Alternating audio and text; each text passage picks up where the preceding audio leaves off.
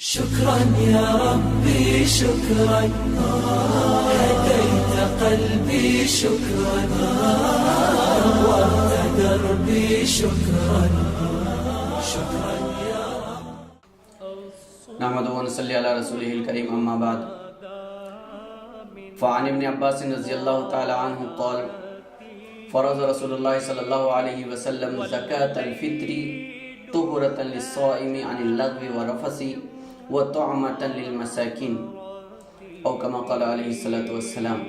آج کا ہمارا عنوان ہے زکوٰۃ الفطر، اسے صدقۃ الفطر بھی ہم کہتے ہیں۔ صدقۃ الفطر یہ اللہ تبارک تعالیٰ کی طرف سے امت مسلمہ کو دی ہوئی ایک نعمت ہے۔ صدقۃ الفطر ہم لوگ دیتے ہیں لیکن اس کا ہم کو دوہرا ثواب ملتا ہے۔ ایک فائدہ تو اس کا یہ ہوتا ہے کہ ہمارے رمضان کے مہینے کے اندر روزے میں یا نوافل وغیرہ میں عبادت وغیرہ میں کچھ کمی کوتاہی ہو گئی ہے تو اللہ تعالیٰ اس کی وجہ سے اس کمی کو پورا کر دیتا ہے۔ اور دوسرا فائدہ یہ ہے کہ اس صدقۃ الفطر کے ذریعے غریبوں، مسکینوں اور ضرورت مندوں کو اللہ تبارک تعالیٰ غذا فراہم فرماتا ہے۔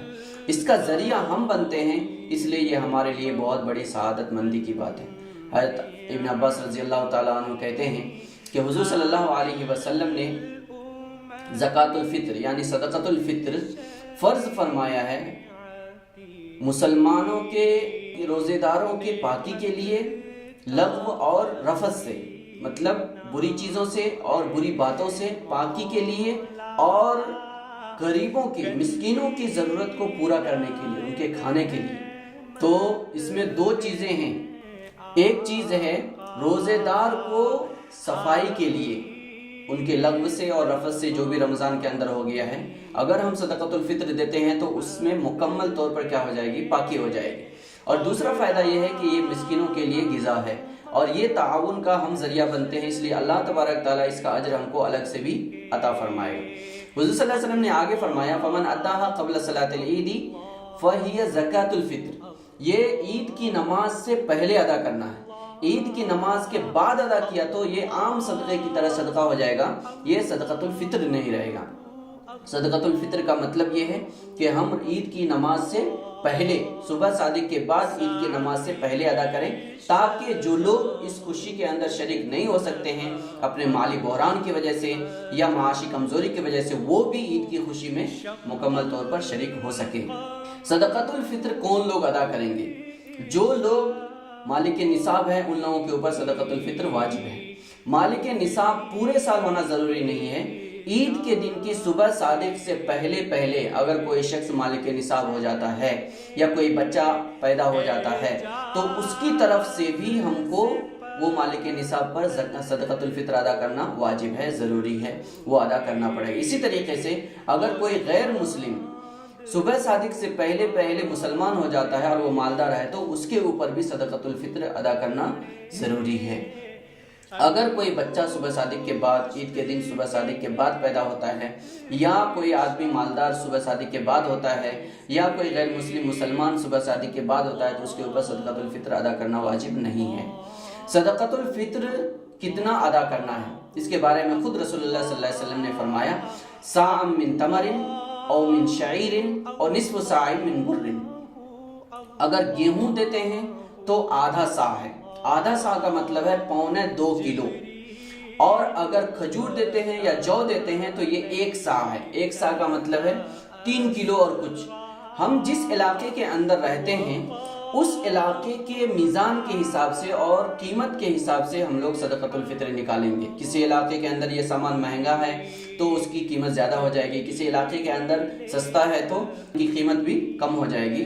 تو جس علاقے کے اندر ہم رہتے ہیں اس علاقے کے حساب سے نکالنا ضروری ہے۔ اس علاقے کے اندر یہی سامان اگر ہم ادا کرتے ہیں تو بہت زیادہ بہتر ہے، لیکن اگر یہی سامان نہیں، اس کی جگہ ہم روپیہ پیسہ ادا کرتے ہیں تو بھی صدقۃ الفطر ادا ہو جائے گا۔ ایک فقیر کو صدقۃ الفطر کتنا دینا چاہیے؟ حضور صلی اللہ علیہ وسلم نے اس کے بارے میں فرمایا ہے اغنوہم من ھذا اليوم، آپ ایک فقیر کو اتنا صدقۃ الفطر دیجئے کہ اس دن وہ مانگنے سے یا ہاتھ پھیلانے سے بے نیاز ہو جائے۔ उस दिन उसको और किसी भी तरह की ज़रूरत ना पेश आए, इतना उनको देना चाहिए। इतना हम सदक़तुल फ़ित्र अगर देंगे तो ये सदक़तुल फ़ित्र भी होगा, साथ में एक दूसरे की हमदर्दी का सवाब भी हमको मिलेगा। सदक़तुल फ़ित्र किन किन लोगों को की तरफ से अदा करना है?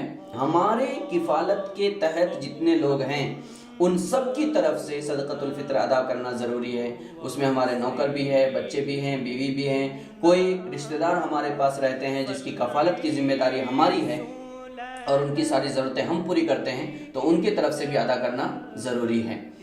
इसी तरीके से सदक़तुल फ़ित्र कब अदा करेंगे, ये इससे पहले भी बात आ गई है। ईद के दिन सुबह सादिक के बाद फ़ौरन ईद की नमाज पढ़ने से पहले अदा करना है। सुबह सादिक और ईद की नमाज के दरमियान का वक्त सदक़तुल फ़ित्र अदा करने का बेहतरीन वक्त है। इस वक्त में ताज़ा हम लोग पैसा अदा कर सकते हैं या उसका सामान, जो ज़रूरत के सामान होते हैं, ईद के सामान हैं और खाने पीने के सामान, वो सामान ले जा करके हम गरीब को दे सकते हैं। ये हमारे सदक़तुल फ़ित्र की अदायगी का बेहतरीन वक्त है। अल्लाह तबारक ताला से दुआ करें कि अल्लाह ताला हमारे तमाम लोगों के रोज़ों की कमी कोताहियों को दूर फरमाए और आने वाले ज़िंदगी में हम सबको इसी तरह ज़िंदगी गुजारने की तौफ़ीक़ अता फरमाए। व आखिर दावाना अल्हम्दुलिल्लाहि रब्बिल आलमीन। अस्सलामु अलैकुम व रहमतुल्लाहि व बरकातुहू। लैलतुल जायज़ा का मतलब होता है पूरे महीने बंदों ने जो मजदूरी की है उस मजदूरी का उनको इनाम दिया जाता है, इसलिए ईद की रात को लैलतुल जायज़ा कहा गया। शुक्रन या रब्बी शुक्रन, हदैत क़ल्बी शुक्रन, नव्वरत दरबी शुक्रन।